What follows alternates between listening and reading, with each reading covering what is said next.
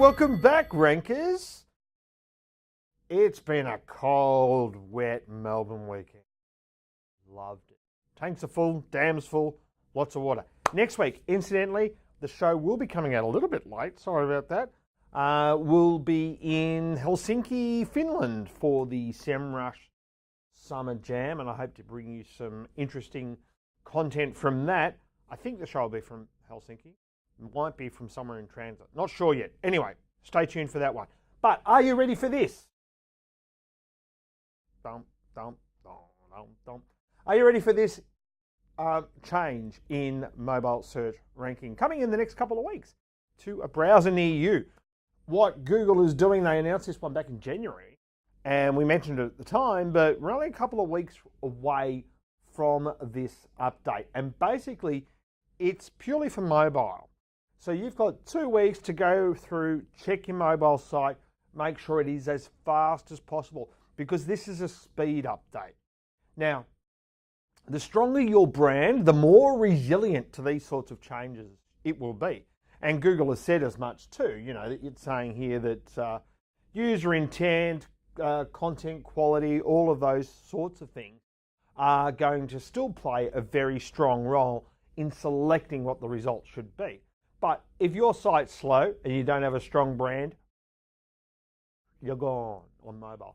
Now remember, 75% of users on mobile are on 3G. Even at my own place, it's 4G one side of the house and 3G the other, but Australia, third world country. So get that ready. Now, to give you an idea of the resilience of a strong brand in this situation, is that we have a client, very strong brand in the fashion industry. We got them ranked for a single word generic category, basically an item of clothing.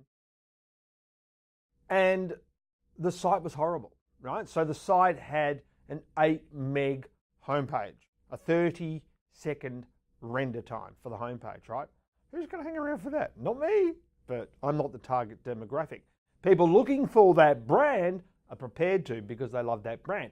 And it's in those sorts of situations, if you've got a lot of people looking for you, then you're more relevant. You have more authority, you have more expertise, and you have more trust.